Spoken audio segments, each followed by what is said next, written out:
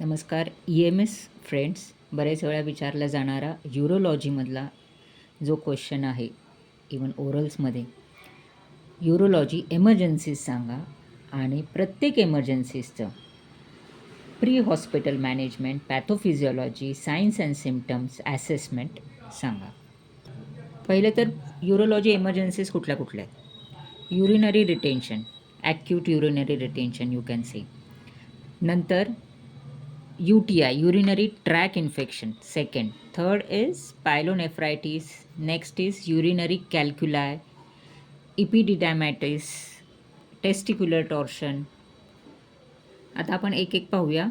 Urinary retention, also called as acute urinary retention. हे काय आहे? It is sudden inability to voluntarily pass urine despite of full bladder. म्हणजे त्या पेशंटचं bladder फुल आहे युरिननी, पण तो पास करू शकत नाही आहे युरिन. कितीही त्यांनी ताण दिला किंवा कितीही प्रयत्न केला तरी सडन इनॅबिलिटी, आणि हे सडन आहे, अचानक आहे. It is and sudden inability to voluntarily pass urine despite of a full bladder. He is not able to pass urine. आता ही एमर्जन्सी काय आहे?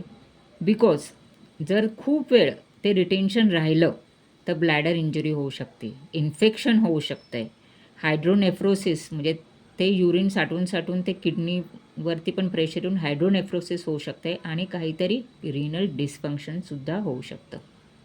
आता पॅथोफिजिओलॉजी जर समजून घ्यायची असेल तर नॉर्मल मिक्च्युरेशन म्हणजे युरिन पास कशी होते, तर डेट्रुझर मसल जो आहे तो कॉन्ट्रॅक्ट होतो, नंतर ब्लॅडर रिलॅक्स होते किंवा ब्लॅडरचं नेक रिलॅक्स होतं, इंटरनल स्पिंक्टर रिलॅक्स होतं, नंतर एक्सटर्नल युरेथ्रल स्पिंक्टर रिलॅक्स होतं आणि युरेथ्रल आउटफ्लो होतं. आता ज्यावेळेस रिटेन्शन होतं, युरिनरी रिटेन्शन होतं, त्यावेळेस काय होतं? एक तर तिकडचं इन्क्रीज्ड आउटलेट रेझिस्टन्स, म्हणजे बाहेर पडू शकत नाही, किंवा इनॲडिक्वेट डेट्रुझर कॉन्ट्रॅक्शन, की डेट्रुझर जो मसल आहे तो प्रॉपरली कॉन्ट्रॅक्ट नाही होऊ शकत. एक तर कॉन्ट्रॅक्ट नाही होऊ शकत आणि पुढचं जे रेझिस्टन्स आहे युरिनला फ्लो होण्यासाठी, ते आउटलेट रेझिस्टन्स वाढलं आहे, त्यामुळे युरिन फ्लो नाही होऊ शकत आहे. आता जे मेकॅनिझम आहे युरिन फ्लोमध्ये, तिथेच प्रत्येक मेकॅनिझममध्ये, प्रत्येक स्टेपमध्ये जर प्रॉब्लेम आला तर ॲक्यूट रिनल किंवा युरिनरी रिटेन्शन होऊ शकते. कुठे कुठे होऊ शकतो आहे? ब्लॅडर, डेट्रुसर मसलमध्ये, किंवा एखादं मेडिसिन घेतलं त्याच्यामुळे ते ऑब्स्ट्रक्शन आलं आहे. तर ब्लॅडर आउटलेट ऑब्स्ट्रक्शन, म्हणजे ब्लॅडरमधनं ते युरिन पास नाही होऊ शकत आहे. केव्हा? When there is benign prostatic enlargement. ते प्रोस्टेट त्या ब्लॅडरच्या नेकच्या इथे ऑब्स्ट्रक्ट करते किंवा त्याला ब्लॉक करते ढकलून.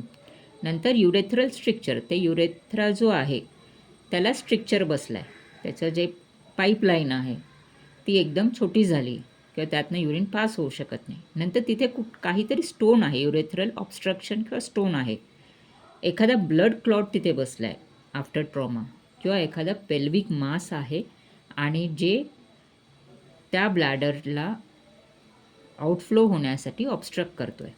नेक्स्ट इज डेट्रुझर मसलमुळे असणारे प्रॉब्लेम्स, डायबेटिक रिलेटेड न्यूरोपॅथी, त्या मसलची ताकदच कमी झाली आहे, स्पायनल कॉर्ड किंवा काही न्यूरोलॉजिकल डिसीज आहे त्यामुळे nerve problem, over distension of bladder, म्हणजे ब्लॅडर एवढं डिस्टेंट झालं आहे की त्या डेट्रुझर मसलला कॉन्ट्रॅक्ट होता येत नाही आहे.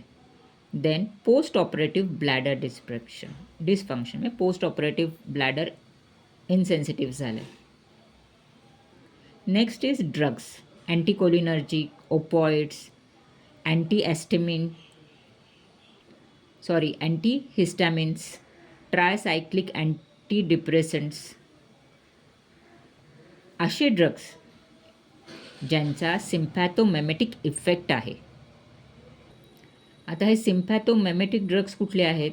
असे ड्रग्स किंवा सबस्टन्सेस ते सिम्पॅथिक नर्व सिस्टम्सचे इफेक्ट इन्क्रीज करतात आणि मेनली ते अल्फा आणि बीटा ॲड्रिनर्जिक रिसेप्टर्सवरती ॲक्ट करतात. आता ह्या रिटेन्शनमुळे काय होतं, समजा ऑब्स्ट्रक्शन आहे काहीतरी, त्यामुळे युरिनरी अक्युम्युलेशन आहे, म्हणजे युरिन खूप साठलं आहे, त्याच्यानंतर खूप साठून अक्युम्युलेशन होऊन ते ब्लॅडर डिस्टेंड झालं आहे, ब्लॅडर मोठं झालं आहे. नेक्स्ट, इन्क्रीज इंट्रावेसायकल प्रेशर, म्हणजे त्याच्यामधलं आतलं जे ब्लॅडरच्या आतलं जे प्रेशर आहे ते खूप वाढलं आहे आणि त्यामुळे ब्लॅडर प्रॉपर कॉन्ट्रॅक्ट होऊ शकत नाही आहे, इम्पेड ब्लॅडर कॉन्ट्रॅक्टिलिटी. आणि त्याच्यानंतर जे आतलं प्रेशर आहे ते प्रॉपर ट्रान्समिट होऊ शकत नाही. It can be called possible vesico urethral pressure transmission. आणि ते बॅकफ्लो युरिन होऊ शकते, त्याच्यामुळे हायड्रोनेफ्रोसिस आणि reduce GFR which leads to acute kidney infection और ॲक्यूट रिनल फेलियर. आता ह्याचे सायन्स अँड सिम्टम्स काय आहेत ॲक्यूट रिनल फेलियर किंवा युरिनरी रिटेन्शनचे? सडन इनॅबिलिटी टू युरिनेट नाही करू शकत. Severe suprapubic discomfort on pain, कारण का ते ब्लॅडर सुजलेलं आहे, सुप्राप्युबिकला आपल्याला पाल्पेट होऊ शकतं. नेक्स्ट इज युरिनरी अर्जन्सी, म्हणजे खूप युरिन लागली पण पास नाही होऊ शकत, there is an urgency. Increase lower abdominal fullness, abdominal fullness म्हणजे खूप पोट जड झालं आहे, खूप रेस्टलेसनेस, खूप एन्झायटी, कारण का युरिन पास होऊ शकत नाही, तो पेशंट खूप रेस्टलेस होतो. Then frequent small attempts to urinate, बरेच वेळा खूप अटेम्प्ट्स केल्यानंतर थोडीशी युरिन पास होऊ शकते. आता ह्याच्यामध्ये तुम्ही एक्झामिनेशन काय करणार की सुप्राप्युबिक रिजनमध्ये ते ब्लॅडर पाल्पेबल आहे का, डिस्टेंडेड ब्लॅडर पाल्पेबल होऊ शकतं, सम सुप्राप्युबिक स्वेलिंगसारखं, सुप्राप्युबिक टेंडरनेस आहे, तिथे दुखते पेशंटला, lower abdominal fullness, sometimes overflow dribbling of urine आहे कधी कधी. बरेच वेळा त्याच्याबरोबर वीक स्ट्रीम, हेजिटन्सी किंवा डिसयुरिया, दुखते due to urinary infection, fever आहे इन्फेक्शनमुळे, haematuria due to stone, tumour, trauma, clot म्हणजे red urine.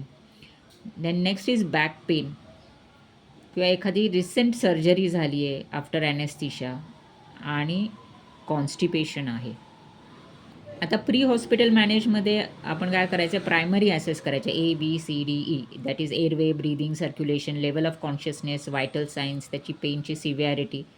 Then C for sepsis, infection खूप सिव्हिअर आहे का, जसं फीवर आहे का, टॅकिकार्डिया आहे का, BP कमी झाला आहे का, हायपोटेन्शन, अल्टर्ड मेंटल स्टेटस आणि रायगर्स, त्याला खूप थंडी वाजून येते का.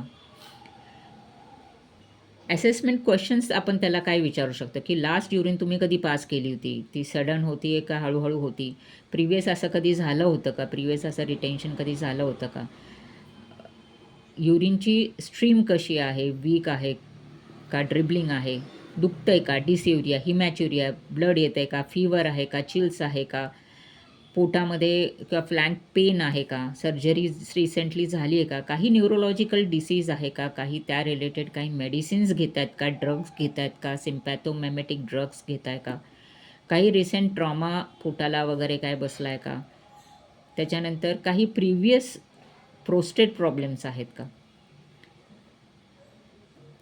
ह्याच्यामध्ये first to investigate is ultrasonography, आणि अल्ट्रासोनोग्राफीमधनं आपल्याला ब्लॅडरमध्ये किती व्हॉल्यूम आहे युरिनचा, कॅथेटर टाकून आपल्याला तो नंतर काढता येतो.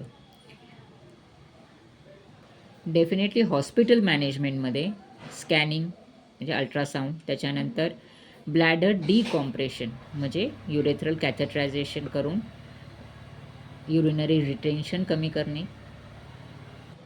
द ट्रीटमेंट पार्ट म्हणजे ट्रीट द कॉज. आता समजा त्याच्यामध्ये कॉज आहे बेनाईन प्रोस्टेटिक हायपरट्रॉफी, देन कॅथेटराइज इट आणि त्याप्रमाणे अल्फा ब्लॉकर्स दिले जातील. नेक्स्ट स्ट्रिक्चर आहे, काहीतरी युरेथ्रल स्ट्रिक्चर आहे, तर त्याला डायलेटेशन किंवा रिकन्स्ट्रक्शन, युरेथ्रोटोमी केली जाते.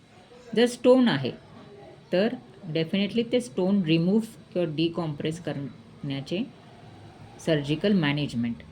नेक्स्ट ब्लड क्लॉट आहे, तर लार्ज बोर कॅथेटरनी तो क्लॉट काढता येत असेल or surgical management.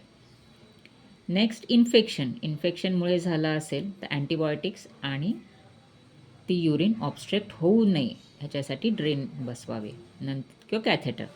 Next is neurogenic bladder असेल तर त्याप्रमाणे कॅथेटर बसवायचा आणि प्रॉपर केअर घ्यायची. ड्रग इंड्युस्ड असेल तर डेफिनेटली कुठले ड्रग्स आहेत ते पाहायचे आणि त्याप्रमाणे ड्रग ट्रीटमेंट चेंज करायचे.